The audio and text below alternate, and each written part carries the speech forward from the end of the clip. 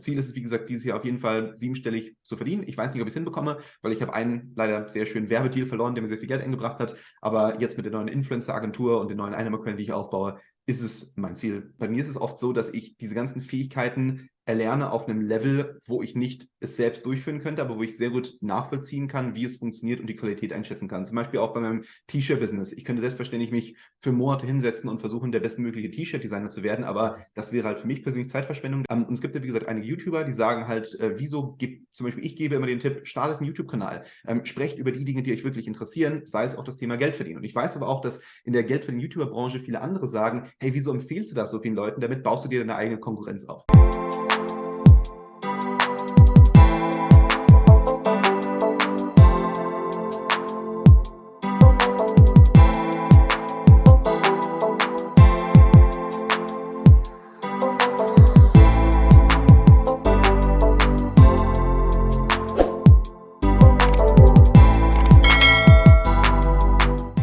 So, dann, ja, liebe Zuschauer, dann willkommen zurück hier. Für uns geht es jetzt nämlich hier direkt weiter von Teil 1 zu Teil 2.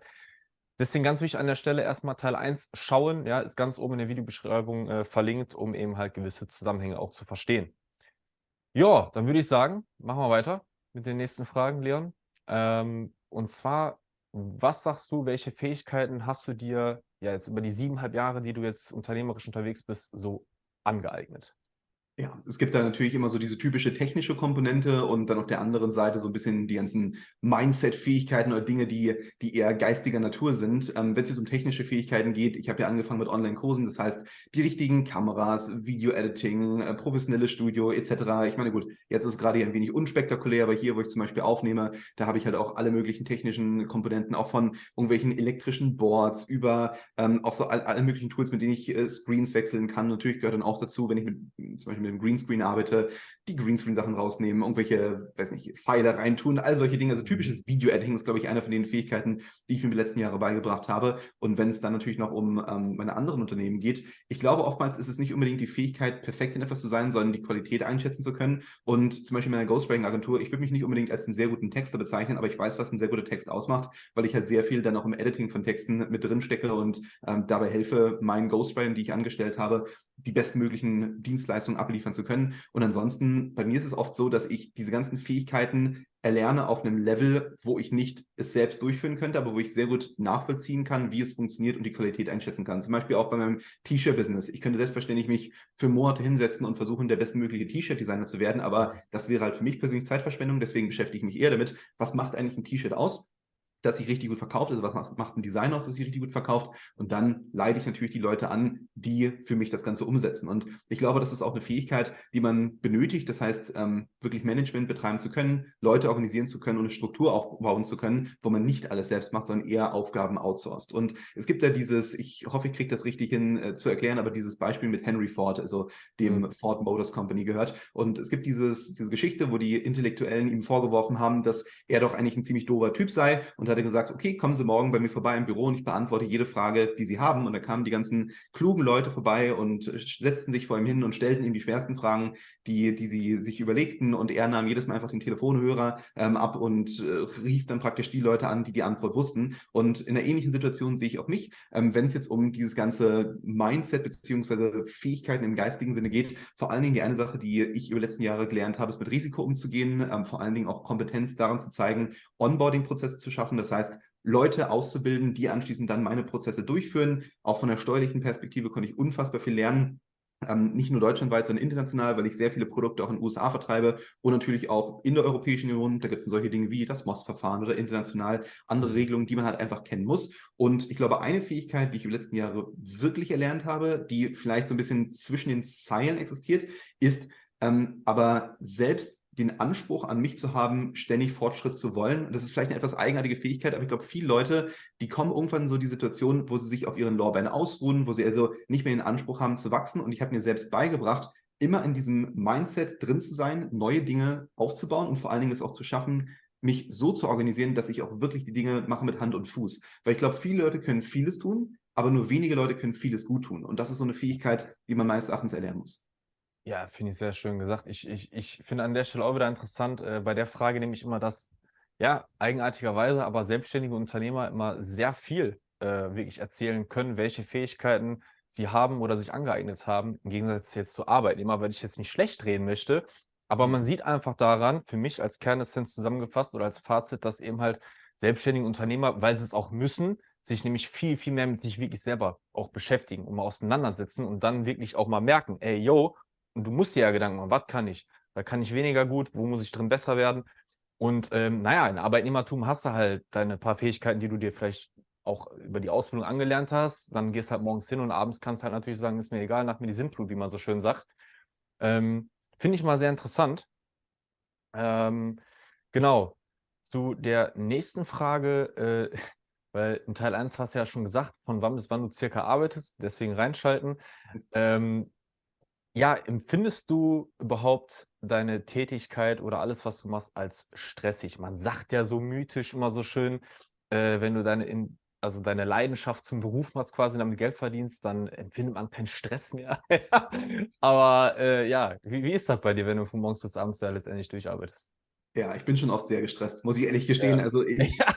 da ist sicherlich was dran, dass es gibt manche Dinge, die mir wirklich Freude bereiten. Zum Beispiel so ein Interview mit dir zu führen, ist wirklich das Schönste am Tag. Ja, Und das danke. sage ich nicht nur so, sondern einfach, es macht mir auch einfach wirklich Freude. Und auch gerade über sich selbst mal ein bisschen was zu berichten, Leuten zu helfen, auch Coaching zum Beispiel, macht mir große Freude. Aber wenn ich dann schon wieder Post von meinem Steuerberater bekomme, welche ganzen Belege ich noch nachzureichen habe, dann denke ich mir so, das macht halt nicht so viel Freude. Und Ja. die Sache ist, ich glaube, man braucht halt dieses Endziel. Man braucht ein großes Ziel im Leben, das alles andere rechtfertigt. Und vor allen Dingen bin ich aber auch schon langsam an einem Punkt, wo ich sage, ich bin bereit, diese Schmerzen und diesen Stress zu haben, weil es sich schlussendlich lohnen wird. Und ich habe mich einfach wahnsinnig schon fast verliebt da rein, Fortschritt zu erzielen. Also Mhm. für mich ist der unternehmerische Fortschritt viel wichtiger als das Geld. Und ich sage mal Folgendes, ich mache sehr viel Schotter. Aber auf der anderen Seite freue ich mich immer total, wenn ich eine Prämisse habe und diese Prämisse sich bewahrheitet. Also zum Beispiel, wenn ich jetzt sage, solche Plattformen wie Eduki, das ist zum Beispiel eine Einnahmequelle, die ich mit derzeit aufbaue, das ist eine Plattform, wo man Lehrmaterialien publizieren kann. Da gehe ich davon aus, dass ich damit gutes Geld verdienen kann. Ich habe jetzt da einige Materialien hochgeladen und auf einmal bestätigt sich genau diese Annahme. Und das macht mir wahnsinnige Freude. Mhm. Und zur selben Zeit, ich habe ein etwas eigenartiges Vorbild, nämlich das Unternehmen, die Chaudhry Group. Und für die Leute, die vielleicht meinen Nachnamen kennen, Chaudhary und Chaudhry Group, die sind halt sich sehr ähnlich. Und die Mhm. Chaudhry Group ist das größte Unternehmen Nepals. Der einzige Milliardär, der in der gesamten Geschichte von Nepal jemals existiert hat. Und das ist immer so ein Scherz in meiner Familie, weil ich habe immer gesagt, wenn sich irgendwas lohnt, dass ich das auch anbieten muss. Und diese Chaudhry Group aus Nepal bietet alles an, was man sich vorstellen kann.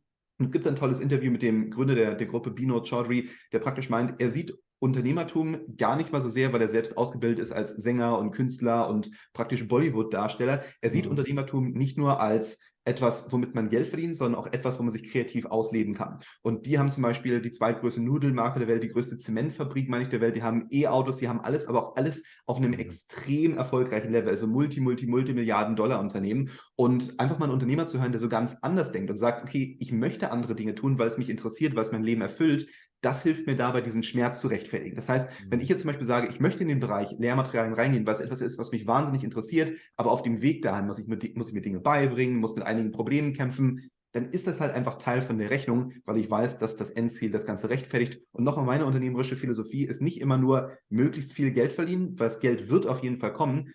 Mein Ziel ist es auch einfach, ein interessantes unternehmerisches Leben zu führen und vor allen Dingen mich selbst zu verwirklichen in meinem unternehmerischen Handeln. Ja, finde ich auch wieder sehr interessant, die Thematik Ziele, so die du jetzt angesprochen hast und auch davor schon zu deinen Fähigkeiten gezählt hast, dass man sich irgendwie immer quasi, ich sag mal, neue Ziele vornimmt, quasi einen draufsetzt, also sich irgendwo immer wieder optimiert. Weil ich hatte letztens einen anderen Unternehmer dann zumindest, also jetzt im Podcast gesehen, dem wurde die Frage gestellt, ja, aber wird man dann nicht irgendwie zu krass, weil man sich ja immer optimiert und mehr und mehr. Und dann sagte er so, fand ich richtig genial und das unterstreiche ich auch vollkommen, ja, aber was ist denn die Alternative? Also also, die Alternative ist dann, dass ich dann da bleibe, wo ich ja jetzt schon bin. Also, Stagnation, schlecht. Und noch schlimmer wäre, ja, ich werde wieder der alte, auf Couch sitzende Typ, der dann seine Chips abends isst. Also, ne, weil, bei dir habe ich ja auch, in letzter Zeit, ja, erlebt durch deine Videos und so, du hast ja auch Ernährung und so umgestellt, abgenommen, Sport getrieben und so. Und bei der Person war das genauso, dass viele Dinge optimiert wurden, aber auch in diesen Bereichen fand ich die Antworten einfach interessant. Ja, was ist denn die Alternative? Soll ich jetzt wieder abends 2 Kilo Schokolade essen oder mich einfach mal um meine Ernährung Gedanken machen, ne? Und Ja, deswegen finde ich halt sehr schön einfach an die Zuschauer da draußen, dass man vielleicht nicht den Gedanken irgendwie entwickelt oder bekommt, ja, irgendwann ist ja aber auch gut, so nach dem Motto, dieses Typische wieder, sondern nein, ist doch schön, wenn man schon da ist, aber nochmal zu sagen, ey, da gehen noch 2% und nach den 2% gehen nochmal 2%. In Teil 1 hat der Leon so schön gesagt, dass du der auch einen Coach in Bereichen, in einem speziellen Bereich zugelegt hast, sprich, dass ja selbst erfolgreiche Leute auch noch von anderen in bestimmten Nischen oder noch erfolgreicheren Leuten lernen können. Deswegen finde ich das mega, das ja, wollte ich schon das mal so unterstreichen. Na klar, das ist ein sehr guter Punkt. Ich meine, es kommt wahrscheinlich auch immer darauf an, sind die Menschen glücklich? Wenn ich zum Beispiel, ich möchte nicht sagen, in einer Stagnation, was sich das komisch anhört, aber wenn ich zum Beispiel ein erfülltes, glückliches Leben habe und ich sage mir einfach, alles ist genauso, wie ich es haben möchte, Mhm. dann weiß ich nicht, ob man sich immer nonstop weiter pushen muss. Aber ich glaube, für viele Leute ist es einfach so, dass sie in keiner so guten Situation sind und vielleicht zu faul sind, sich selbst zu pushen. Ich glaube, wenn man sich für einige Zeit lang pusht, zum Beispiel du bist ja auch wahnsinnig sportlich und ich weiß es nicht, wie weit du das Ganze noch treiben möchtest, irgendwann kommt man halt einfach an sein Maximum. Oder denke ich auch immer an Ich solche Leute muss wie, jetzt, ich muss ja, jetzt gerade lachen, weil du mit weißt, dem Bizeps abgerissen, okay, verstehe jetzt ich. sehen wir. Zum Beispiel, ich glaube, bei mir ist es auch eine ganz nachvollziehbare Situation. Ich war viel zu dick. Ich bin immer noch nicht in der Form, in der ich gerne sein möchte. Aber für mich zu sagen, ich bin zufrieden, oder für mich damit zu sagen, ich bin zufrieden mit meiner Situation, wäre falsch, weil ich einfach ungesund war und vor allen Dingen auf dem Level ungesund, wo man wirklich sagen kann, das ist lebensgefährlich, wenn ich das für viele, viele Jahre weitermache. Weil ich habe 48 Kilo jetzt verloren und ohne jetzt zu sehr ins Detail zu gehen, das Ja. war gefährlich, was ich da an Gewicht drauf hatte. Und in so einer Situation dann zu sagen, ja, ich bin zufrieden mit mir selbst, ich muss nichts ändern, das halte ich für wahnsinnig falsch und da schreibe ich auch zu 100%, was du sagst. Nämlich, wenn man objektiv in einer schlechten Situation ist oder unglücklich ist, sollte man auf jeden Fall probieren, sich zu verbessern.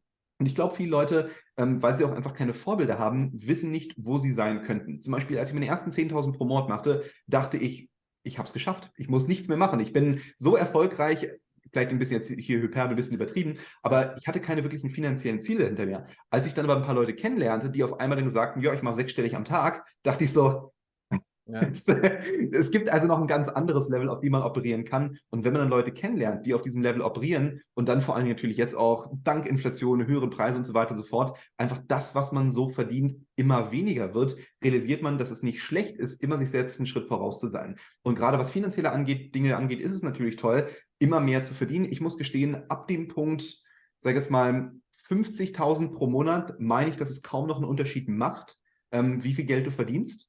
Ich glaube nicht, dass der Punkt gekommen ist, viele Leute sagen ja ab 5.000 Euro. Wenn man nur mal einen Trip in irgendein Land macht, wo man sich ein bisschen Luxus oder so kaufen kann, sei es zum Beispiel auch in die Vereinigten Arabischen Emirate, also in Dubai gehen ja viele Leute, oder wenn man auch mal in Deutschland sich ein Haus kaufen möchte, bei 5.000 Euro netto, da wird es halt schon echt bei den Hauspreisen, zumindest hier in Berlin, das können sich manche Leute gerade zu zweit nicht leisten, weil sie müssen noch alle anderen Kosten bezahlen, etc. Das heißt, ich glaube nicht, dass diese Prämisse richtig ist, zum Beispiel bei 5.000 Euro, dass da ab diesem Moment das Leben nicht mehr besser wird. Weil ich für mich selbst festgestellt habe, als ich zum Beispiel 5.000 netto hatte, was ja in Deutschland sagen wir, 10.000 Umsatz ungefähr bedeutet, wenn ich jetzt keine Ausgaben hätte, Ja. da ist noch einiges mehr möglich. Deswegen, ich glaube, man sollte es immer ein bisschen weiter treiben, als man es vielleicht will und dann einfach mal schauen, wie hat sich mein Leben verändert, ist es besser geworden und wenn man irgendwo dann wirklich sein bestmögliches Leben erreicht hat und merkt, durch das Weiterpushen kriege ich nur mehr Stress oder werde unglücklicher, dann hat man vielleicht genau den Sweet Spot erreicht und muss sich nicht unbedingt Business ad absurdum versuchen zu optimieren. Ja. Ja, Thema Zufriedenheit hast du ja auch angesprochen. Da finde ich ja auch nochmal interessant zu erwähnen, weil da gibt es ja auch Statistiken dazu, dass eben halt 85% der Arbeitnehmer eben halt unzufrieden sind mit ihrem Job und nur Ja. 15% sagen, dass sie zufrieden sind. Ne? Aber deswegen gibt es ja hier Interviews mit Leuten wie dir, dass man auch einfach mal Wege aufzeigen kann, wo es hingehen kann. Ne? Deswegen, ja, vielleicht auch für die einen oder anderen da draußen, auch wenn man jetzt irgendwie in dem Moment das vielleicht zum ersten Mal überhaupt darüber nachdenkt, ein Business starten zu wollen, dass man vielleicht denkt, okay, wäre vielleicht zu viel für dich. Nein, einfach mal die ersten Steps machen und ja. Und ich muss gestehen, vielleicht denken viele von euch, dass ich irgendwie zufrieden als Mensch bin. Ich bin leider so eine Person und da rüge ich mich auch gerne selbst für, dass ich eine Person bin, die immer wahnsinnig unzufrieden ist. Nicht mit anderen Leuten, sondern eher immer mit mir selbst. Ich bin so eine Person, wenn irgendetwas nicht so ist, wie ich es mir vorgestellt habe oder auch wenn ich meine Erfolge erzielt habe, bin ich nicht zufrieden mit mir selbst. Und man muss halt auch echt aufpassen, dass man nicht in eine Situation gelangt, dass man durch die Einflüsse von außen immer ein unzufriedener Mensch ist. Bei mir ist es irgendwie so, ich habe diese komische Mentalität, die, glaube ich, mir nicht gut tut, dass ich immer weiter pushen möchte und mich völlig aus der Rechnung mit rausnehme. Das heißt, egal wie viel Stress ich habe, ich pushe mich da irgendwie durch, aber er hört niemals auf. Und ohne jetzt hier zu sehr in die persönliche Komponente einzutauchen, man muss auch einfach als Mensch irgendwann mal sagen, so, ich bin jetzt zufrieden, ich habe mein Ziel erreicht und das ist auch so etwas, was ich für mich selbst probiere zu erreichen. Zum Beispiel eine Sache, die ich nicht hinbekomme, ist abzuschalten und auch mal einen Abend auf der Couch zu sitzen und Fernsehen zu gucken und einfach mal nichts zu tun. Und es darf, wie gesagt, auch nicht in dieses Krankhafte gehen. Und Ja. ich bin leider ein gutes Beispiel dafür, dass man es auch manchmal übertreiben kann, was Arbeit Ja, angeht. aber finde ich krass, dass du dazu offen auch, ja, sagst und dazu stehst. Genau, dass es Ja. natürlich auch in diese Extreme gehen kann. Ja. Ja, leider. Und das macht einen Menschen wirklich nicht glücklicher. Also, wie gesagt, ich möchte jetzt nicht auf die Tränendrüse drücken. Ich bin Ja, keine ja. Person, die jetzt irgendwie Mitleid benötigt, aber ich merke einfach nur auch von meiner eigenen Perspektive her, dass ich einfach mir auch dadurch Dinge verbaue, dass ich zu viel arbeite. Das Finanzielle ist immer toll und alles entwickelt sich weiter. Ich bin auch ansonsten nicht zwingend unzufrieden mit meinem Unternehmen, aber es ist immer dieses, ich kann ja noch mehr. Irgendwie bist du doch nicht erfolgreich genug. Und das ist aber auch so ein bisschen das Problem, wenn du mit immer extrem erfolgreichen Menschen zu tun hast, weil ich bin eigentlich immer der kleinere Fisch im größeren Teich. Es gibt dann Ja. immer diese riesen Barracudas, die alle schon Hunderttausende pro Tag manchmal sogar verdienen. Ich hatte letztens einen, der hat 280.000 pro Tag verdient mit seiner E-Commerce-Marke. Und dann sitzt man natürlich selbst da als finanziell erfolgreiche Person und denkt sich, mein Gott, das ist hier nochmal ein komplett anderes Level. Und man Ja. hört nie auf, weil je erfolgreicher du wirst, desto erfolgreicher werden auch die Leute, mit denen du networkst. Und irgendwann kommst du, wie gesagt, einfach auf ein Level, wo du merkst, da gibt es noch erfolgreicher und du kommst wieder aufs nächste Level und da sind wieder erfolgreiche Leute drin und irgendwann muss man halt wirklich sich vom Unternehmen abkoppeln und sagen, das Unternehmen pushe ich weiter, aber ich versuche ein möglichst gutes Leben zu leben und das ist tatsächlich jetzt mein Ziel über die nächsten Jahre, das für mich selbst zu erreichen. Mhm. Ja, auf jeden Fall wichtig, dass du das nochmal ansprichst, für den einen oder anderen wahrscheinlich auch da draußen sich damit nämlich identifizieren kann. Kommen wir so ein bisschen natürlich auf deine Sparte zurück, online Geld verdienen. Und zwar, da frage ich mal so gerne, wie sieht da die Konkurrenz aus? Nicht unbedingt, dass man das als Konkurrenz betrachtet, sondern vielleicht auch als Antreiber. Wie sieht da generell das in deiner Nische aus? Ist das eine große Nische? Ähm, Jetzt gehörst du zumindestens ja auf YouTube da zu einer der, finde ich, ja, bekanntesten, halt zumindest im Dachraum. Wie sieht es da aus, auch jetzt mit den anderen Leuten, wenn man sich da mit denen connectet, die ja auch so erfolgreich sind? Ich weiß ja zum Beispiel auch, oder der ein oder andere Zuschauer, du bist ja mit Leon Kramer befreundet sogar. Der ist ja auch in dem Bereich, so glaube ich, also noch deutlich, zumindest jetzt anhand der Abonnenten, erfolgreicher unterwegs. Wie sieht das so aus unter euch? Online Geld verdienen Menschen. Ja, sehr gute Frage. Bei mir ist es tatsächlich so, ich habe eine relativ einfache Philosophie, ich möchte mit jedem befreundet sein. Ich möchte niemals jemanden als meinen Feind haben und auch zum Beispiel manche Leute, die mich anfeinden, kriegen sehr nette Kommentare zurück. Also ich meine wirklich halt objektiv nette Kommentare und ich frage dann, hey, wieso bist du so jetzt? So. Also jetzt im übertragenen Sinne. Ich weiß aber, dass andere Leute im Geldverdienen-Bereich anders ticken. Dass es da auch wirklich viele Leute gibt, die, weil ich merke, dass zum Beispiel auch andere Geldverdienen-YouTuber meine Inhalte übernehmen oder Videos halt wirklich abkupfern. Und ich habe damit kein wirklich großes Problem, weil ich sehe das Ganze so ein bisschen, alle Ideen, die ich habe, sind Open Source. Das heißt, wenn ich jetzt irgendwelche Informationen rausgebe, dann ist es ja von meiner Seite aus etwas, was ich for free teile. Und ob das andere Leute jetzt weiterverwenden, gut, sollen sie es machen. In der Geldverdienen-Community gibt es sicherlich einige Gruppierungen. Zum Beispiel, ich bin ja auch in der Mastermind drin mit Chris Phil, Flo Farrell, Leon Kramer und wie gesagt mit mir selbst. Und wir vier, wir sprechen halt über unterschiedlichste Entwicklungen. Ich glaube, eine Sache, die in der Community weniger bekannt ist, ist, dass diese Geldverdienen-YouTuber wirklich viel mehr Geld machen, als die meisten Leute denken. Und das sage ich jetzt nicht irgendwie, um großkotzig zu sein oder anders. Wenn ich jetzt zum Beispiel einen Beauty-YouTuber betrachte mit 30.000 Abos, gehe ich davon aus, dass der vielleicht ein paar tausend Euro pro Monat verdient. Aber so als Geldverdienen-YouTuber sprechen wir über ganz, ganz andere Summen. Weil erstmal natürlich die CPMs ganz anders sind auf YouTube. Also du kriegst viel mehr Geld für 1.000 Aufrufe, aber auch die Sponsoren, die Werbepartner zahlen viel mehr Geld. Also Versicherer zahlen gut und gerne mal für ein Video auf meinem Kanal 5.000 Euro, also Maximum. Vielleicht so 2.000, 3.000 Euro eher.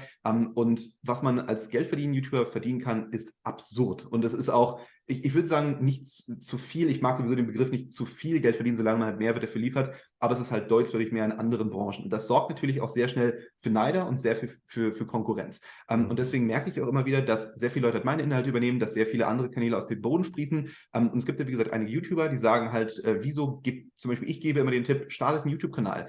Sprecht über die Dinge, die euch wirklich interessieren, sei es auch das Thema Geld verdienen. Und ich weiß aber auch, dass in der Geldverdienen-YouTuber-Branche viele andere sagen, hey, wieso empfehlst du das so vielen Leuten? Damit baust du dir deine eigene Konkurrenz auf. Und ich bin immer so, dass ich sage, ich baue mir meine Konkurrenz auf und kollaboriere mit allen von denen und bin der beste Freund von allen, anstatt jetzt irgendwie mich abzugrenzen und zu sagen, ich mache hier mein eigenes Ding. Und ich muss gestehen, dass ich auch sehr gerne einfach unternehmerisch in einer Welt lebe, wo ich weiß, dass ich keine Feinde habe. Und deswegen werdet ihr mich vielleicht auch mal in den Kommentarsektionen von anderen YouTubern, Geld verdienen YouTuber sehen, auch wenn die total klein sind und einfach sagen, hey, cooles Video, toller Content, um, wie gesagt, mit den Leuten zu networken. Was noch Konkurrenz angeht, ich sehe die Leute, wie du es ja schon anfangs angesprochen hattest, kaum als Konkurrenz. Ich sehe es als andere Leute, die halt auch denselben Content machen oder manchmal auch als Leute, die meinen Content übernehmen. Aber es ist jetzt nicht so, dass ich irgendwelche negativen Gefühle habe gegenüber anderen YouTubern. Ich finde es eher sogar ganz gut, mal ganz generell betrachtet, so in Deutschland, dass einfach mehr Leute sich trauen, über das Thema Geld zu sprechen. Weil ich weiß noch, als ich startete, da gab es halt schon, ja, diese etablierten Kanäle, gerade so im Finanzbereich, weiß nicht, Finanztipp, Aktien mit Kopf oder auch,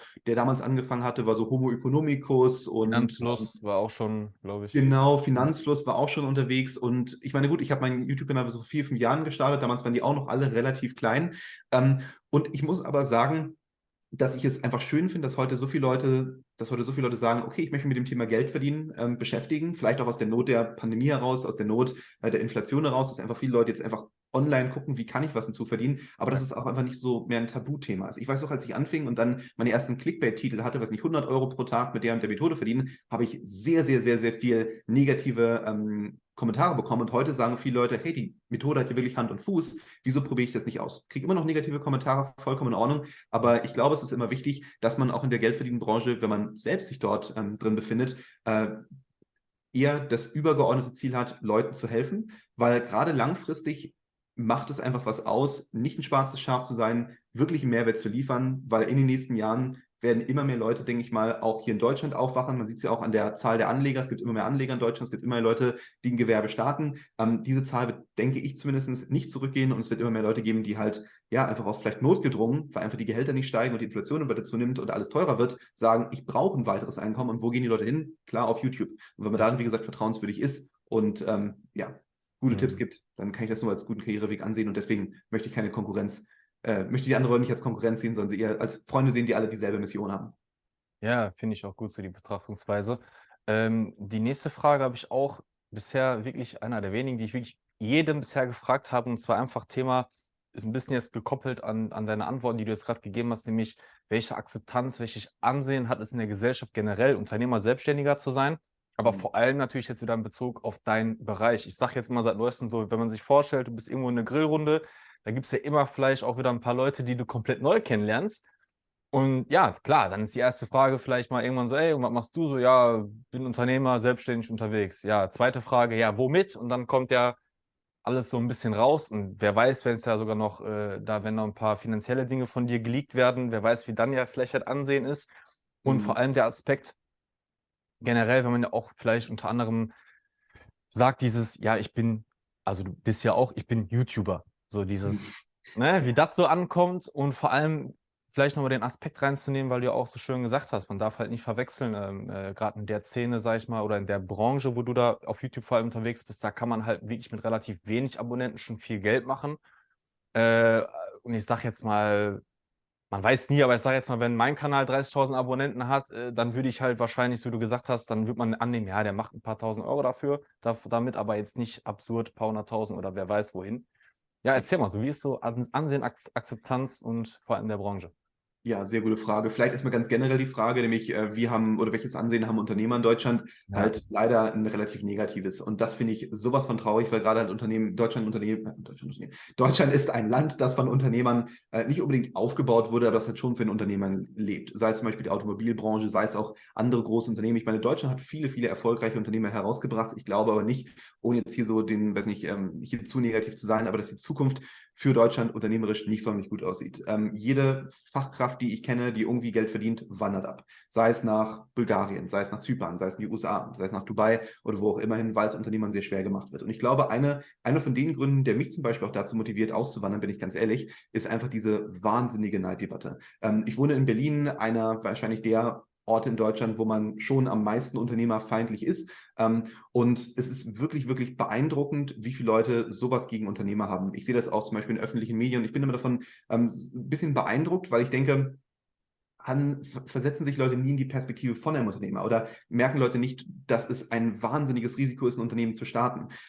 Und ich finde es so schade, dass einfach so viele Leute so ein negatives Bild vom Unternehmer haben, weil eigentlich viel mehr Leute meines Erachtens Unternehmer sein sollten und Deutschland auch vorankommen würde, wenn mehr Leute einfach auf Eigeninitiative arbeiten würden, vor allem auch Innovation nach Deutschland bringen würden und erfolgreiche Unternehmen zu haben, macht ein Land besser. Und ich sehe es vor allen Dingen auch daran, wenn man mal schaut, wo die Leute abwandern. Dort, wo Leute abwandern mit Geld, mit Kompetenz, wird alles besser.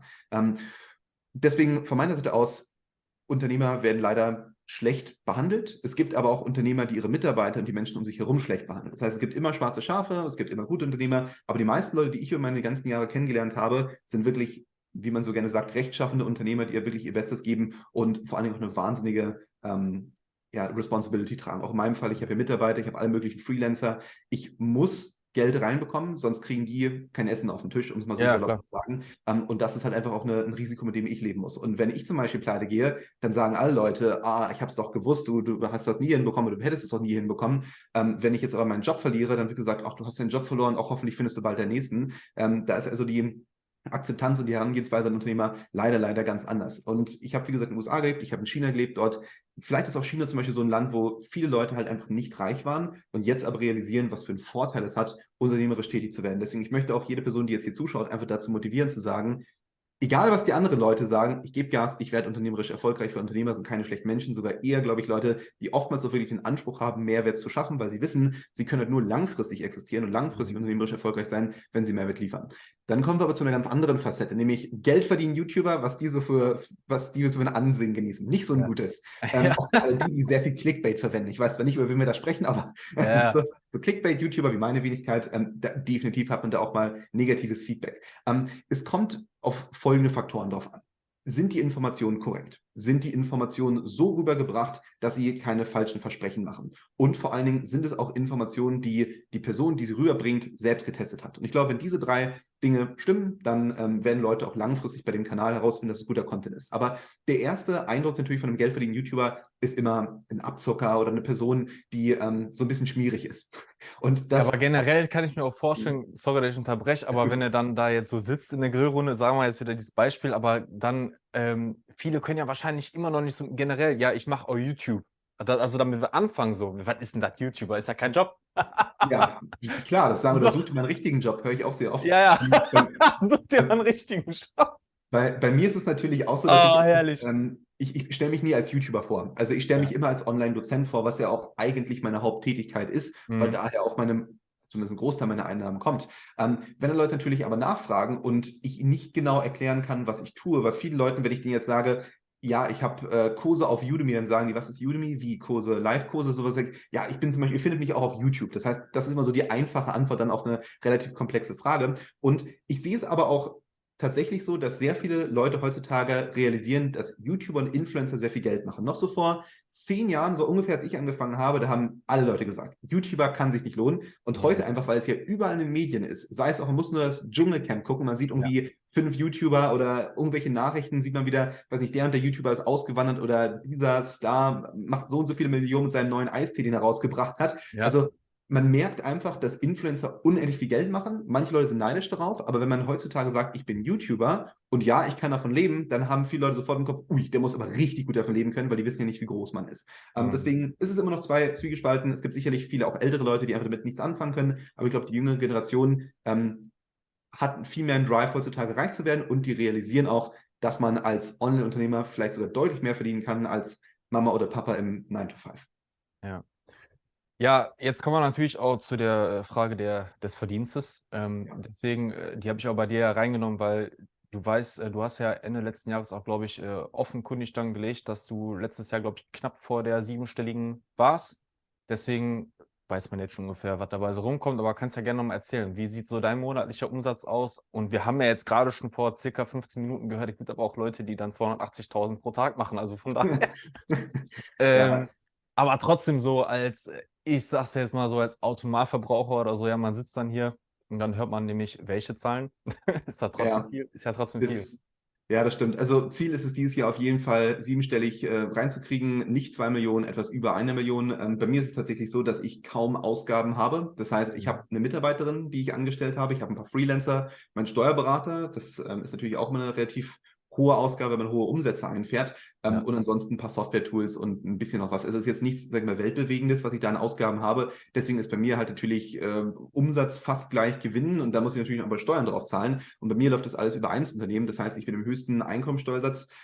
Ich werde dieses Jahr auch wieder meine Reichensteuer zahlen, also 45%. Und ich werde wahrscheinlich einen durchschnittlichen Steuersatz haben von irgendwas in die Richtung von 43, 44% oder sowas. Ja. Und ich habe natürlich auch nochmal Umsatzsteuern, die drauf anfallen, also 19%, beziehungsweise bei Ghostwriting-Dienstleistungen der reduzierte Steuersatz von 7%.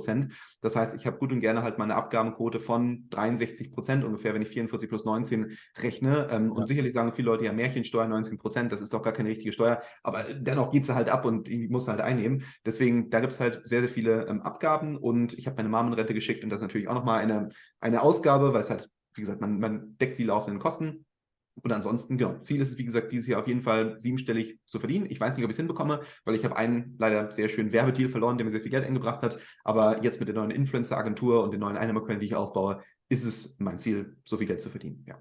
Ja, damit man auf jeden Fall für da draußen noch mal so ein Gefühl von bekommt, ja. Ja, aber man hat dafür in deinem Fall 7,5 Jahre was aufgebaut, ne? Also Ja, nicht von heute sehr auf viele morgen. schlaflose Nächte, auch dazwischen tatsächlich mal einen klinischen Burnout, also richtig kaputt sein, nicht arbeiten können, Rücken zur Wand. Aber ich sage auch mal wieder Folgendes, das ist nicht unbedingt unmöglich für jede Person zu erreichen. Ich sage auch, sagen wir es mal so, die wenigsten Leute, auch wenn es vielleicht ein bisschen großkotzig wie viele anhört, operieren nicht irgendwann auf einem siebenstelligen Level, aber sechsstellig werden viele Leute hinbekommen. Und ich glaube, für Mhm. viele Leute wäre es ein Traum, 100.000 Euro Gewinn pro Jahr zu machen und dann auch zur selben Zeit noch ortsunabhängig sein zu können. Weil ich glaube, es ist ein ganz anderes Game zu sagen, ich verdiene vielleicht 70 netto und ich kann um die Welt reisen, anstatt zu sagen, ich mache 70 netto, aber ich muss zwingend in Deutschland bleiben. Ja. Deutschland ist definitiv ein schöner Ort für sehr viele Leute, auch sehr viele Leute sind sehr glücklich hier. Aber für die Leute, die einfach mal die Welt sehen wollen, ist es vielleicht nicht die beste Idee, für immer am 9 to 5 zu bleiben. Ja, und dann sei vielleicht für die Leute, die jetzt so von, ich sag mal, dem Etablissement YouTube noch nicht so wirklich Ahnung haben, ähm, das auch so in meinem Fall, ne? Weil ich dann auch schon oft gefragt wurde, ja, erstens verdienst du schon Geld damit? Nein, weil ich noch nicht monetarisiert bin, ja. Die 1.000 Abonnenten habe ich ja jetzt gestern geknackt, aber worauf ich hinaus will, weil viele das dann auch irgendwie überschätzen, dass die dann sagen, ja, durch Aufrufe, Klicks und Google Ads, was man da vorher an Werbung kommt, da verdient man irgendwie die Hauptkohle dran. Ja, eben nicht. Mhm. Ja, also selbst in meinem Fall, später ist es natürlich darauf ausgerichtet, klar, Werbedeals, wie viele andere Podcaster das auch machen. Keine Ahnung, was ist da jetzt immer im Munde? Finanzguru-App oder so, die da vorgestellt werden, whatever. Aber eben halt solche Deals reinzukriegen, weil die bringen deinen Umsatz als YouTuber, wenn man jetzt nur darüber spricht, mit oder über YouTube Geld zu verdienen. Ja, weil also dieses reine YouTube ist Käse. Ja, Ich bei mir glaube, du ist hast es dann auch mal irgendwie gesagt, 100 Euro oder so macht ein Video von dir, sage ich jetzt mal, oder was? ja, sogar manchmal weniger. Also ich kriege ja ungefähr, was habe ich an Klicks? Sagen wir mal 2.000, 3.000 Aufrufe pro Video so im Durchschnitt. Ja, Ich habe ungefähr eine CPM von 50. Davon habe ich dann nur meinen Cut, den mir YouTube gibt. Das heißt, wir sprechen da von einem Video, sagen wir mal 70, 80 Euro. Das ja, ist guck mal. wirklich nicht schlecht, weil ich halt nicht sonderlich viel Zeit brauche, um so ein Video aufzunehmen. Aber ich kann sagen, eigentlich jedes Video macht mindestens 5 bis 10 Mal das noch an Affiliate-Einnahmen zum Beispiel. Und das ist auch eine Sache, die viele Leute unterschätzen, gerade im Finanzbereich. Deswegen sage ich immer so, Finanzkanäle sind wie so Speedboats. Ich kann halt ständig die Richtung wechseln, kann immer in irgendeine andere Richtung gehen. Während manche andere Kanäle, zum Beispiel, wenn ich jetzt nur einen Finanzkanal hätte, also nur irgendwie Aktien-Content oder sowas, wäre ich wie so ein großer Tanker, der halt ganz, ganz langsam nur irgendwann mit viel Erklärungsbedarf und den Leuten sagen, ach ja, ich möchte noch mal ein paar andere Videos dann irgendwann so ein bisschen in eine andere Richtung gehen kann. Ich kann heute ein Video über mein Aktiendepot machen, morgen mache ich eins über Amazon Kindle, Tag darauf mache ich ein Video über Umfragenplattformen und den Tag darauf interviewe ich vielleicht einen Steuerberater. Also ich Ja. kann machen praktisch, was auch immer ich möchte, solange es irgendwie in diesem Finanzbereich ist. Und viele Finanzunternehmen zahlen zum Beispiel 100 Euro für eine E-Mail-Adresse. Das heißt, wenn ich eine einzige Person an eine Plattform weiterleite und die Person meldet sich dort an, kriege ich 100 Euro. Und da kann man natürlich sich vorstellen, wenn ich jetzt ein Video mache mit 2.000, 3.000 Aufrufen und nur 10, 20 von denen sich über meinen Link anmelden, spreche ich ja schon von 1.000, 2.000 Euro an Einnahmen, ohne irgendwelche Kosten zu haben. Ja, das ist ja das Absurde daran, aber ja, das ist halt die Wahrheit, ne? Ja. Ja, 3, 4 Fragen haben wir noch, Leon, dann sind wir durch. gerne. Thema Zukunft frage ich natürlich auch mal gerne mal die Leute da, die jetzt vor allem selbstständig Unternehmer sind. Was steht da so bei dir an oder auch bei euch hier mit Chris und so? Mhm. Was steht an Projekten an? Wie sieht die Zukunft bei dir aus? Ja, bei mir gibt's, also ich würde es mal unterteilen in privat und geschäftlich. Also geschäftlich steht Folgendes an: Ich werde relativ bald einen eigenen Marktplatz rausbringen, wo ich meine Mhm. eigenen Online-Kurse verkaufe. Dann steht auf jeden Fall noch an meine eigene Influencer-Agentur, wo ich also Affiliate-Deals, oder nicht Affiliate-Deals, nicht nur, aber auch ganz normale Werbedeals weiterleite an andere Influencer, weil ich kriege immer sehr, sehr viel rein und ich kann viele von denen nicht annehmen, weil es gibt dann zum Beispiel Unternehmen, irgendwelche Webhoster oder sowas, die ein Video gerne bei mir buchen wollen, aber ich mache halt keine Videos über Webhosting, oder manchmal habe ich auch Anbieter für irgendwelche, weiß nicht, Casinos oder sowas, und das ist ja nicht mein Content, aber andere Ja. Leute, die vielleicht so einen Content machen, die könnten genau solche Deals ganz interessant finden, und da nehme ich natürlich einen Cut, kann ich auch ganz offen und ehrlich sagen. Ich plane irgendwas 25-30% wird wahrscheinlich der Cut sein, und dafür müssen sich die Influencer um nichts mehr kümmern und kriegen praktisch die ganzen Deals immer zugeschickt und können nur sagen, Daumen hoch, Daumen runter. Ja. Ähm, und dann steht noch Folgendes an: Ich bin sehr aktiv derzeit auf der Plattform Eduki, das heißt, dort biete ich Lehrmaterialien an, versuche da immer mehr zu machen, und ich bin jetzt auch sehr aktiv auf der Plattform Naga, nämlich ich hatte für viele, viele Jahre immer meine Trades online gezeigt und hatte einfach nur gesagt, hier, ich habe jetzt die und die Aktie gekauft, die ist wieder durch die Decke gegangen, habe da viel Gewinn gemacht, und Leute hatten mich gefragt, ob sie irgendwie diese Trades kopieren können. Und da gibt es halt diese Plattform Naga, dort können mich Leute kopieren, das heißt, sie können 1:1 kopieren, was ich trade, und wenn ich dann also Gewinne erziele, dann erzielen auch die Gewinne, wenn ich Verluste erziele, verlieren die Leute auch Verluste. Das heißt, das ist auf jeden Fall hier das Risiko, aber das ist etwas, was ich halt auch jetzt schon aktiv mache, das heißt, wo Leute mich auf Naga finden können, einfach unter Leon Schottari. Geschäftlich steht noch eine wirklich große Sache im Raum, und das ist die Auswanderung. Und ich bin da so eine Person, die seit Ewigkeiten drüber spricht, aber Ich einfach wollte nicht gerade dazu sagen. weil ich meine Familie sehr, sehr gerne habe, und ich habe jetzt mit meiner Familie, ich nenne es mal, einen Deal gemacht, wie oft wir uns sehen, weil ich einfach möglichst viel Zeit mit der Familie verbringen möchte, weil ich messe mich auch eines Tages mein Erfolg nicht unbedingt daran, wie viel Geld ich verdient habe oder wie viel Steuern ich gespart habe, sondern eher auch, wie viel Zeit habe ich mit meiner Familie verbracht. Und der Schritt nach Dubai ist sehr logisch derzeit. Das heißt, die Wahrscheinlichkeit, dass ich tatsächlich nach Dubai gehe, halte ich für hoch, aber sie ist noch nicht in Stein gemeißelt. Das ist auf jeden Fall noch eine Riesensache auf der geschäftlichen Seite. Und dann, was die private Ebene angeht, ich möchte irgendwann schon so ich möchte nicht sagen, einen sicheren Hafen einfahren, aber ich möchte auf jeden Fall irgendwann eine Base wirklich entwickeln und natürlich auch in den nächsten, sagen wir mal, 10 Jahren wirklich darüber nachdenken, Familie zu gründen. Was bei mir alles derzeit noch überhaupt nicht in Planung ist, wo ich mich unbedingt mal mit beschäftigen muss. Ja. Aber das ist auf jeden Fall einfach, um die persönliche Komponente auch hinzukriegen, weil ich möchte nicht der 50-Jährige sein, der 4 Lambos fährt und 10 Villen auf der Welt hat, aber keine Kinder hat. Und das ist ja, auch etwas, was ich nicht ignorieren darf. Ja, ja, definitiv. Ja, ja, finde ich sehr interessant. Ähm, Kommen wir dann jetzt zu den letzten Fragen. Eine, die ich auch immer sehr, sehr gerne reinnehme, ist Thema Faszination. Was fasziniert dich an dem, was du machst?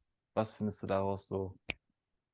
Das ist eine sehr gute Frage. Und ich glaube, da würde ich wieder zurückkehren zu ungefähr der Antwort, die ich vorhin gab hinsichtlich dieses Unternehmens der Chaudhry Group in Nepal. Mhm. Nämlich, ich liebe es einfach, Dinge auszuprobieren. Ich liebe es, neue Unternehmen zu starten. Ich habe so viele verrückte Dinge, die ich gerne tun möchte. Und viele Leute, zum Beispiel, als ich gestartet bin, hätten mir sicherlich gesagt, was, du bietest eines Tages mal Icons an. Du hast eines Tages mal zum Beispiel eine Plattform, wo Leute deine Trades kopieren können, und du bietest mal Lehrmaterialien an. Da hätten viele Leute sich an den Kopf gefasst und gesagt, sowas wie Meister, bleib bei deinen, wie sagt man, bleib bei deinen Leisten, oder wie ist das? Wie auch immer. Ja, wie auch immer, Aber genau.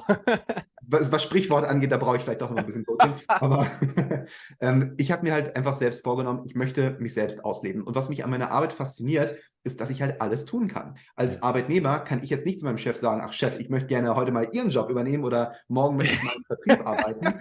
Und das würde wahrscheinlich die meisten Chefs würden sagen, sag mal, du hast hier ein Ding am Wirsing, das geht nicht. Ja. Während ich von meiner Seite aus sagen kann, ich kann auch mal was richtig Verrücktes ausprobieren. Ich kann auch sagen, so, als nächstes mache ich ein Restaurant auf, und Tag drauf mache ich was anderes. Ich habe für mich einfach festgestellt, dass jedes Geschäftsmodell umsetzbar ist und dass eigentlich alle Geschäftsmodelle sehr replizierbar sind. Wenn Mhm. du Kunden akquirieren kannst, kannst du fast jedes Geschäftsmodell aufbauen. Und zum Beispiel in meinem Fall, eine von meinen Stärken ist halt, Kunden zu akquirieren auf unterschiedlichsten Wegen. Und ob ich jetzt einen Kunden akquiriere für meine Influencer-Agentur oder für meine Ghostwriting-Agentur oder für meine Online-Kursplattform oder vielleicht eines Tages mal für irgendwas Abstruses wie ein Restaurant oder sowas, es unterscheidet sich gar nicht so sehr. Und gerade in meinem Fall, ich berate wirklich viele große Agenturen im Marketingbereich. Mir fällt es sehr leicht, Marketing zu betreiben. Und da kommt es aber wieder zurück zu diesem Punkt, mich selbst auszuleben. Ich habe gar keine Lust darauf, bis zum Ende meines Lebens eine einzige Sache zu tun. Ja. Und ich möchte gleichzeitig nicht unbedingt ein stressfreies Leben, ich möchte ein interessantes Leben. Ja. Und das soll auch bedeuten, gerade jetzt in den nächsten Jahren, viel zu reisen, viele Dinge kennenzulernen, verrückte Dinge auch mal zu tun, Dinge zu tun, auf die ich vielleicht noch nicht ganz vorbereitet bin, aber alles so gut zu machen, wie irgendwie möglich, und auch bereit sein zu scheitern. Mhm. Eine Zwischenfrage, die mir noch einfällt, grade Thema Medienpräsenz. Ich weiß, vor ein paar Monaten hattest du nämlich, glaube ich, mal dann gesagt, dass du auch, versuchen wolltest, dieses Jahr ein bisschen, mehr Medienpräsenz, zu bekommen, wo jetzt dann der ein oder andere das jetzt nicht missverstehen soll, so mehr YouTube-Videos drehen, sondern halt auch mal Auftritte oder so. Wie sieht's da eigentlich aus? Bist du da irgendwo, kann man da auch irgendwas von dir vielleicht erwarten? Tatsächlich ja, und ich habe alles abgelehnt. Sehr gut. Ich hatte letztens einen tollen Anruf, wo ich dachte, okay, müsste ich eigentlich machen, nämlich, ich kann es ja sagen, ich glaube nicht, dass das irgendwie, nämlich ich sag mal so, das Öffentlich-Rechtliche, haben mich Ja, angerufen, haben mich gefragt, ob ich einen Termin, ob ich in einer Show mitmachen würde, wo ich als Person, die viel verdient, debattiere mit einer Person, die nicht so viel verdient und die dafür ist, Reiche zu enteignen. Sowas kann ich natürlich machen und ich wurde auf so ein paar andere Konferenzen auch eingeladen und ich habe alles tatsächlich abgelehnt, weil ich muss gestehen, ich mag dich sehr gerne, Sven, aber ich bin keine Person, die lügt, deswegen bin ich ganz ehrlich, ich habe wahnsinniges Lampenfieber für Dingen live. Zum Beispiel mhm, heute das Interview bin ich erstaunlicherweise entspannt bis zum geht nicht mehr, frag mich nicht warum, aber wenn ich jetzt zum Beispiel in einem Fernsehstudio sowas bin, das ist die eine Sache, die ich wirklich sehr ungern tue. Ich weiß aber, dass es natürlich ein Weg ist, eine sehr große Zielgruppe zu erreichen. Deswegen gehe davon aus, dass ich über die nächsten Jahre über meinen Schatten springen werde, auch mal solche Sachen wahrnehmen werde, weil man kriegt doch schon einiges an Anfragen, so für Interviews, Online-Kongresse, ja, Events, wo man mal spricht oder auch öffentlich-rechtliche. Ich werde die sicherlich alle in den nächsten Jahren annehmen, auch wenn es mich seelisch wahrscheinlich ein wenig aufreiben wird, weil das ist die einzige Sache, die ich ja. sehr ungern tue. Ja, ja. Ähm, ja, also auch hier kann ich ja schon mal leaken. Also ich weiß nicht, ob das noch dieses Jahr umgesetzt wird, aber je nachdem, auf jeden Fall werde ich auch, habe ich mir vorgenommen, nämlich genau sowas mal, vielleicht sagt den einen oder anderen Fairtalk. Also Fairtalk TV heißen die auf YouTube, auch ein riesen Podcast-Kanal, nämlich genau sowas mal eine Debattenrunde zu machen und dann die Leute auch live einzuladen mit Publikum und so. Und mal sehen, also vielleicht bist du dann ja auch da sehr gerne eingeladen. Aber schauen wir mal, erstmal muss ich das alles organisatorisch hinkriegen und erstmal auch Gäste reinkriegen. Und ich glaube, dazu muss ich auch realistischerweise erstmal selbst ehrlich zu mir sein, noch ein bisschen wachsen. Ich glaube, 1000 Abonnenten, da werden jetzt nicht dann so 100 Leute im Publikum kommen. Wenn, dann wäre klasse. Aber man muss einfach nur ordentlich Werbung machen. Vielleicht geht das dann ja trotzdem. Den Leroy, den wirst du noch überholen, da bin ich mir sicher. Ja, das wär's, ey, das wär's. Ja, das wäre. Ähm, Das ist vielleicht auch noch mal so 'ne Sache da draußen so als Tipp, was ich von mir so geben kann. Gibt ja so die Thematik Selbstwirksamkeit. Und auch da gibt's tatsächlich Studien zu, die dann wirklich, belegt haben, dass, zum Beispiel Athleten in den Bereichen, 1 Jahr begleitet wurden. Wenn du dir wirklich jeden Tag zum Beispiel dieses Big Picture, nennt man das ja auch, vor Augen hältst, egal in welchen Bereichen, ob das jetzt zum Beispiel bei mir im Calisthenic-Bereich, wo ich mich sehe, dass ich eine bestimmte Hebelfigur genauso halten werde irgendwann und das schaffe, ist die Wahrscheinlichkeit höher, 80% höher, dass du die Ziele erreichst, als wenn du die jetzt zum Beispiel nicht hättest. Das heißt, einfach jeden Tag, wenn man, sein Big Picture sich noch mal vor Augen hält und ich habe tatsächlich solche, Bilder vor Augen, wie ich dann zum Beispiel, ich sage mal, so 'n zweiter Günther Jauch oder so, wurde mir auch schon alles gesagt, so: „Ja, du bist der nächste Günther Jauch.“ Und also, ich meine, das geht runter wie Butter, ne? Ich meine, wenn man so was hört, ist halt einfach geil, ne? Aber wirklich, sich lieber Ziele, vorzunehmen, wo du eigentlich rational wüsstest: „Ey, das ist jetzt so, als wenn du sagen würdest, du würdest mehr verdienen wollen als Elon Musk.“ So, es ist wahrscheinlich in Lebzeiten nicht unbedingt realistisch, aber ey, who knows? Wer weiß? Und lieber so denken, weil dann wirst du auf jeden Fall schneller dahin kommen, als wenn du sagst: „Ja gut, so viel wie der Nachbar um die Ecke verdiene ich vielleicht.“ Also, ne, so ich glaube, ist verständlich, was ich meine. Absolut. Und du wirst nicht der nächste Günther Jauch, du wirst der nächste Sven Kotzbach. Dann werden eines Tages die Leute sagen, ich werde eines Tages der nächste Sven Kotzbach. Ja, wir waren ja in Teil 1, hatte ich, glaube ich, kurz erwähnt, dass du ja 25.000 Mal im Monat, gesucht wirst auf YouTube und bei mir sind tatsächlich auch schon fast 2.000 Mal, wo ich mir denke: „Wow.“ Also, Echt? Ja, krass. herzlichen Glückwunsch. Da kommen Ja, 5 von mir. ja. Wir kommen jetzt zum Ende langsam, und zwar noch mal so 'n paar Highlights gerne rauszustellen, die du erlebt hast. Nenn doch noch mal so gerne so 'ne positive Story, zum Beispiel durch dein Coaching, die erreicht wurde. In Teil 1 haben wir, glaube ich, schon kurz angeteasert, dass da ja, dass du Leute erlebst, die mit dir dein Coaching machen und dann auf einmal dir schreiben: „Ey, ich bin jetzt ausgewandert.“ Aber vielleicht hast du da noch 'n paar andere Beispiele oder gerne ein Beispiel, was du 'n bisschen konkreter beschreiben magst, wo du sagst: „Einfach geil, genial.“ Sehr gerne. Das ist tatsächlich von meinem allerersten Coaching-Teilnehmer erzähle ich die Story immer ganz gerne.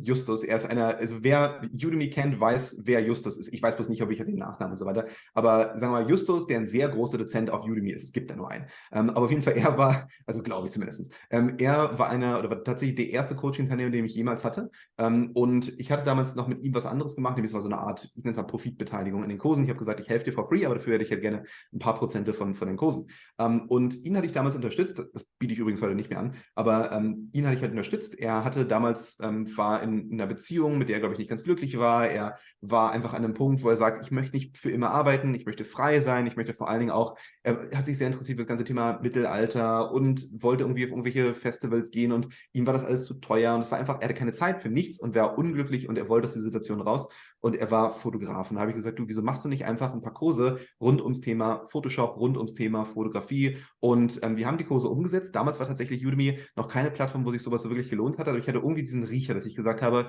das sind so große Themen, da wird es bestimmt viele Leute geben, die sich dafür irgendwann mal interessieren. Und damals gab es auch noch keine Tools auf Udemy, nämlich auf Udemy gibt es heute so die Möglichkeit, ganz genau nachzuschauen, wie profitabel ist welche Nische. Und damals haben wir halt echt einfach auf meine Expertise uns verlassen, weil ich nämlich dachte, dass es funktionieren könnte, weil es einfach so ein generelles Thema ist. Udemy liebt diese großen, breiten Themen. Und da habe ich ihm gesagt, so, lass uns doch mal zusammen zum Beispiel einen Photoshop-Kurs machen, einen Lightroom-Kurs machen, diese ganzen Adobe-Produkte. Und die haben erstmal für die ersten 1, 2 Monate gar nicht so sehr gezündet. Und auf einmal sind die Kurse aber sowas von durch die Decke gegangen. Und er hat bis heute nur eine Handvoll von Kursen produziert und kann von denen leben, ist ausgewandert, hat den auf einem Katamaran, glaube ich zumindest ein Katamaran war es, den Atlantik überquert nach Brasilien, hat ein wahnsinniges freies Leben. Ich habe dann seine Fotos gesehen auf irgendwelchen Mittelalter-Events und so weiter und habe also praktisch nachvollziehen können, dass all das, was er sich vorgestellt hat, wirklich von ihm realisiert wurde. Und ich kann natürlich sagen, er hat das alles wegen mir als Coach gemacht, aber es ist natürlich auch immer dieser Drive, den Leute haben. Ich kann den Leuten immer nur die Informationen geben, von denen ich weiß, dass sie objektiv richtig sind und die ich selbst angewendet habe. Aber er hatte halt wirklich den Drive, aus seiner Not heraus zu sagen, ich werde so gut in dem, was ich tue, wie nur irgendwie möglich und gehe halt auch ein bisschen zumindest auf Masse. Also sag jetzt nicht, mit einem Kurs bin ich zufrieden und das wird schon, sondern eher, ich versuche viel und gute Arbeit zu leisten. Und dann wurde er tatsächlich erfolgreich. Und zum Beispiel die Person, die ich heute Morgen wieder im Coaching hatte, ich kann den Vornamen sagen, Marius, er zum Beispiel halt auch, geht jetzt, wie gesagt, nach Bulgarien höchstwahrscheinlich, wandert aus. Und viele von meinen Coaching-Teilnehmern, die kommen erstmal sehr skeptisch zu mir. Und wenn sie dann aber realisieren, hey, er zeigt mir die Einnahmen, er hat es wirklich gemacht, er gibt mir die Infos, die er selbst genutzt hat, dann entsteht langsam dieses, okay, da könnte vielleicht doch was dran sein. Und dann müssen die Leute erstmal so ein bisschen Blut lecken. Und das Schönste, was ich immer dann, dass diese schönen Erfahrungen, die ich erhalte, wenn Leute dieses erste Blut geleckt haben und sagen, hey Leon, du, ich habe einen Kurs gelauncht, das Ding hat 250 im ersten Monat gemacht oder ich habe meine ersten 10 Low-Content-Bücher, die verkaufen sich langsam, dann merke ich einfach, dass dieser Schalter umklickt und sie sagen, okay, jetzt mache ich einfach 10-mal nochmal das, was ich bereits gemacht habe, weil 10 mal 250 wären ja 2500, oh, da wäre ich ja schon der und der. Also das ist immer so ein Moment, auf den ich wirklich hoffe und ich freue mich dann immer über die ersten Einnahmen, Screenshots oder dieses erste positive Feedback, weil ich weiß, wenn die einmal Blut geleckt haben, dann hören sie nicht auf. Und das, wie gesagt, ist das Schöne und eine der Sachen, die auch meine Tage sehr versüßt. Ja, finde ich schön, dass du das nochmal sagst. Ich glaube, das ist bei vielen wirklich so dieser Punkt, den jeder da draußen eben halt einmal braucht. Ne? So, wenn du merkst, das, was ich da wirklich selber aufgezogen habe, ey, jetzt habe ich die ersten Verkäufe, ja klar, krass, dann kann ich jetzt richtig Gas geben und mache eben halt das 10-fache. Ja, kommen wir zum Abschluss des Interviews und zwar nochmal so gerne an die Zuschauer von dir gerichtet, wenn du magst. Also, was würdest du den Menschen da draußen mit auf den Weg geben wollen, die auch überlegen, sich einfach vom Arbeitnehmerdasein zu lösen und überlegen, sich etwas Eigenes aufbauen zu wollen? Erstmal, die Mehrheit der Menschen haben nicht zwingend immer recht, weil die Mehrheit der Menschen wird sagen, du wirst scheitern, die Mehrheit der Menschen wird sagen, Unternehmer sein, viel zu risikoreich, macht keinen Sinn oder das hat doch schon jemand anders gemacht. Ich glaube, das A und O ist, sich wirklich mal in mehrere Perspektiven zu versetzen, zu schauen, wie denken Unternehmer, was machen Unternehmer wirklich und ist es denn für mich eine gute Idee, tatsächlich Unternehmer zu werden oder bin ich total happy mit dem 9-to-5 oder gehe ich zum Beispiel auch auf in einer Tätigkeit, die einfach nicht unternehmerisch gemacht werden kann. Zum Beispiel, sagen wir mal, wenn ich aufgehe gut, man kann so viele Dinge unternehmerisch machen, aber sagen wir mal, ich werde zum Beispiel Arzt oder sowas und ich möchte im Krankenhaus arbeiten. Ich weiß nicht, bin da kein Experte, aber ob das unternehmerisch möglich ist, klar, seine eigene Praxis aufmachen, aber vielleicht hat man einfach diesen speziellen Karriereweg, den man eingehen möchte, wo man sagt, das ist das, was ich mit meinem Leben machen möchte. Ich möchte helfen, ich möchte XYZ tun und das ist nicht unternehmerisch möglich und man ist damit zufrieden, kann man es ruhig machen. Wenn man aber unzufrieden ist und man möchte mehr Geld verdienen, möchte freier werden, dann würde ich tatsächlich diese andere Option ausklammern. Das heißt, ich würde mir gar nicht mehr sagen, es ist eine Option, unternehmerisch erfolgreich zu werden, sondern ich würde sagen, mein Job ist eine Option, mein Hauptziel muss es sein, unternehmerisch erfolgreich zu werden. Das auf jeden Fall schon mal als erster Tipp. Dann eine weitere Sache, die ich euch einfach mitgeben kann, ist, vielleicht nur aus meiner eigenen Erfahrung, die Zuversicht, dass die Zukunft besser wird, was Online-Geldverdienen angeht. Als ich gestartet bin, gab es kaum Plattformen, auf die man Geld verdienen konnte. Heute, jede Nase lang, gibt es Möglichkeiten, Geld zu verdienen. Und es gibt auch immer mehr Leute, die ihre eigenen Plattformen bauen, für Deals offen sind und die einfach unternehmerisch wachsen wollen. Das heißt, es ist heute deutlich leichter zu verdienen, als Geld zu verdienen als früher. Und es wird auch meines Erachtens immer leichter werden, auch wenn vielleicht bei einigen Einnahmequellen ein bisschen Konkurrenz langsam auf den Markt kommt. Ja. Und das A und O, und das ist vielleicht noch so der letzte Tipp, wenn andere Leute anzweifeln, ob das, was man tut, funktioniert, sollte man immer hinterfragen, aus welcher Perspektive die das Ganze sagen. Zum Beispiel sagt die besorgte Mutter, du solltest dir einen Job suchen, dann ist das aus ihrer eigenen aus ihrer Liebe zu dir, weil sie einfach nur das Beste zum Beispiel für dich haben möchte. Weil ich gehe davon aus, dass wir sehr viele junge Leute hier auch haben. Oder wenn der eigene Ehepartner sagt, oh, weiß ich nicht, ob das wirklich funktioniert. Man kann sich das alles anhören, aber ich glaube, das A und O ist wirklich mal mit Leuten zu sprechen, die es umgesetzt haben und die auch einem wirklich mal sagen können, hey, das sind Risiken, das sind keine Risiken, nee, da musst du dir keine Sorgen machen, probier es einfach mal aus. Und ich glaube, das Schlimmste, was man machen kann, ist es nie auszuprobieren, weil dann wird man eines Tages mal von diesem Planeten scheiden und wird immer diesen Regret haben, es nicht gemacht zu haben. Weil eine Sache, die ich sagen kann, die Leute, die es wirklich ernst meinen und die Erfolg wollen, die erhalten ihn meistens auch. Und das ist der letzte Tipp, den ich fürs heutige Interview geben möchte, nämlich das, was du vom System erwartest, kriegst du auch. Und wenn du sagst, ich will nichts machen, ich will kein Geld verdienen, die Unternehmer sind böse, dann kriegst du auch nichts. Ja. Dann unterstreiche ich das einfach nur nochmal so. Ja, super Schlussworte. Ja, ihr findet alle Links zu Leon in der Beschreibung. Wie gesagt, schaut auch nochmal ganz oben verlinkt Teil 1 an, um die ganzen Zusammenhänge auch nochmal zu verstehen. Vielen Dank fürs Zuschauen und vielen Dank, Leon, für deine Zeit. Hat mir echt Spaß gemacht. Ich habe Und zu danken, war sehr schön. Vielen Dank, Sven. dann bis dahin, wir sehen uns dann die nächsten Tage. Ciao, ciao.